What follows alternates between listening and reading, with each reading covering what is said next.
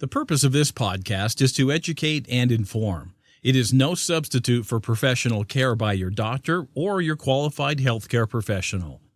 Never disregard or delay professional medical advice because of something you've heard on this podcast or in any linked material. Guests who speak on this podcast express their own opinions, experience, and conclusions. Dr. Shirley neither endorses nor opposes any particular opinion discussed on this podcast. The views expressed on this podcast have no relation to those of any academic, hospital, practice, institution, or other entity with which Dr. Shirley may be affiliated. Welcome to Forever Fab, the podcast on fashion, the art of living, and all things beauty. This podcast is curated by Dr. Shirley Madhere, MD, as the definitive source of holistic wellness through beauty.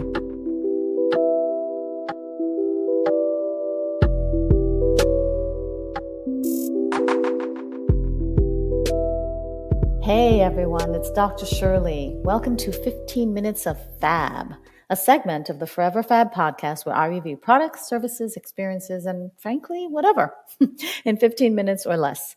If the full-length podcast is a couture dress, for example, then 15 Minutes of Fab is like a button-down French cuff white shirt paired with leather leggings. If you don't have time to tune into the full-length podcast, then check out 15 Minutes of Fab, just a small dose. Some have considered it truth and beauty or plastic surgery secrets or as a nerdy or academic take on wellness and beauty with a dash of fashion. Consider it what you may.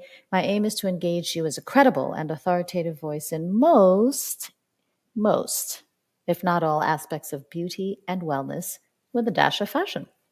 That includes products, wellness services, technologies, innovations, new scientific research, and plastic surgery. As the founder of Holistic Plastic Surgery, my approach to beauty is through a lens of wellness that's grounded in science, backed by medical study and research, strengthened by my clinical experience, and bolstered by my surgical training with the use of principles and techniques of plastic surgery. And then there's my love of fashion, of course. I feel uniquely qualified to talk with you about beauty, wellness, aesthetics, and plastic surgery, as well as products and services within those spaces, not only because of my extensive, and may I add, expensive training and expansive background, but also because I'm one of you. Many of the human issues around aging and being a fierce fab person, as well as an agent for positive change, I live these too, and I try. You're not alone. So together we can help the world become a more beautiful, forever fab place. So if you'll have me and give me at least 15 minutes of your time, let's get at it. In this new year, I've decided that it will be one of expansion and discovery. So I'll explore all sorts of topics, near and possibly far-fetched, while still focusing on the topics that make the Forever Fab podcast, well, fabulous, namely fashion, the art of living well or wellness, and beauty. As part of my philosophy of holistic plastic surgery, which I created well over probably now 15 years ago, where I believe that beauty emanates from within, wellness plays an integral role in my practice, and this goes for many aspects of life that help you to live in grace and beauty, including nutrition, exercise, products, services, technologies, mind, body, spirit, and science. This week's episode of 15 Minutes of Fab on the Forever Fab podcast is titled Beauty and the Brain, How We Perceive What Lights Us Up. So this podcast episode of 15 Minutes of Fab is dedicated to the brain. If you're a fan of the Forever Fab podcast, and I do hope that you are, you must know that I love beauty. You must also have heard me say a number of times that I believe that beauty ignites something deep within us and that what we are attracted to is integral to our being. On this episode of 15 Minutes of Fab, I'll explore some scientific data that strongly suggests that the perception of beauty is not only emotional and deeply human, but also a brain function. I recently encountered a blog on the site for the Boston University my alma mater, one of them, for the BU undergraduate program in neuroscience. The blog is entitled The Brain's Perception of Beauty.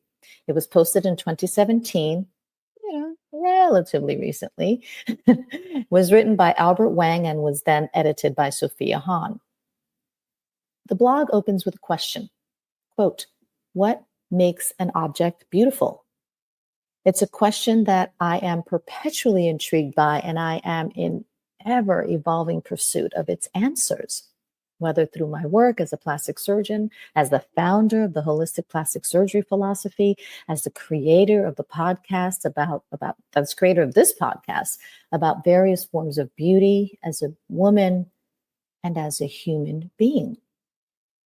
I was delighted and frankly somewhat relieved to find this blog, because my holistic philosophy and premise that beauty emanates from within on so many levels has been met with doubt and criticism, and of course, a lot of contrary commercial interests.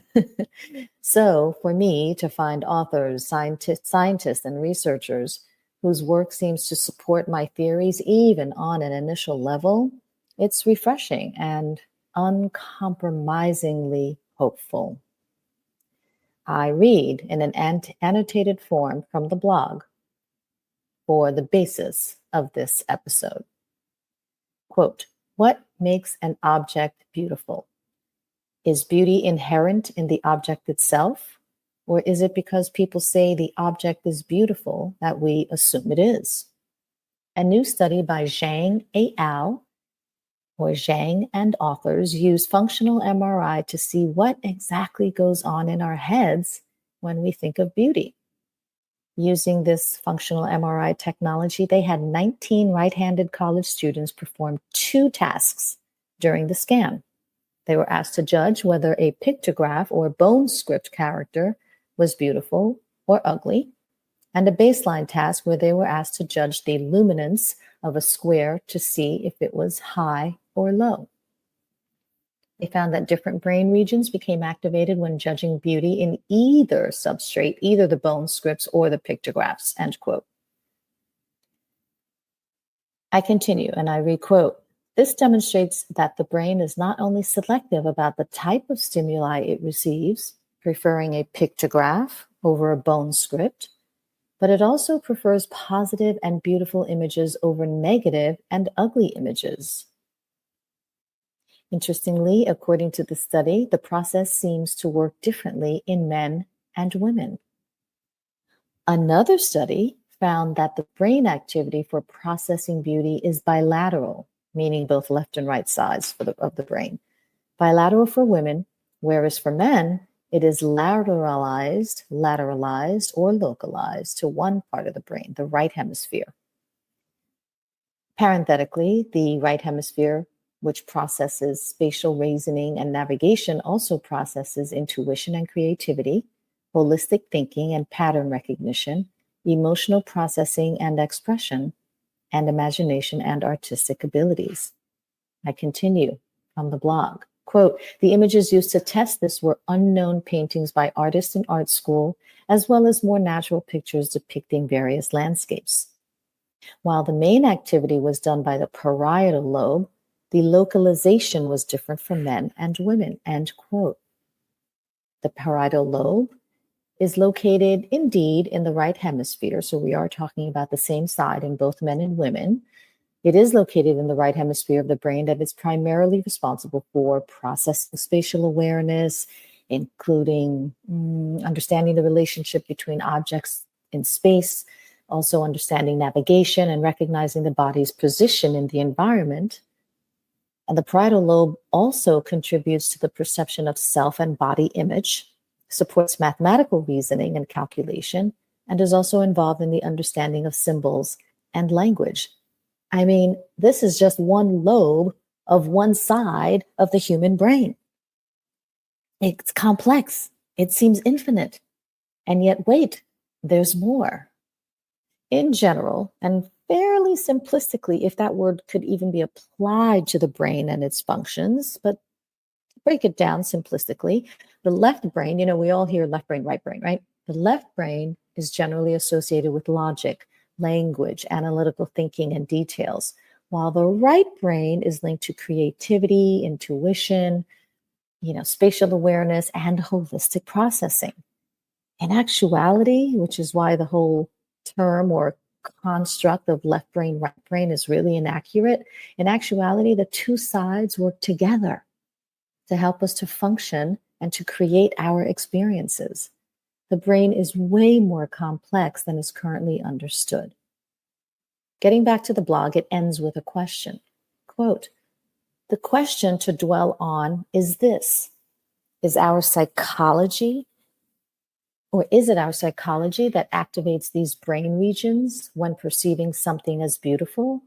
Or are these brain regions controlling the way we perceive beauty?" End quote. Now, Stella Conde and associated authors state that, quote, "The capacity to appreciate beauty is one of our species' most remarkable traits," end quote.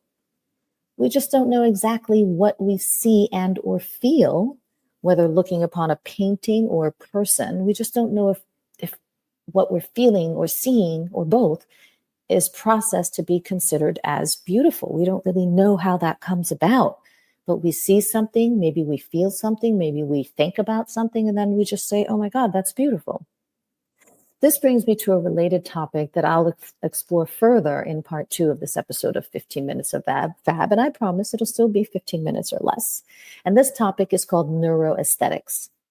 According to Wikipedia, quote, "Neuroesthetics is a term coined by Samir Zeki in 1999 and received its formal definition in 2002 as the scientific study of the neural bases for the contemplation and creation of a work of art."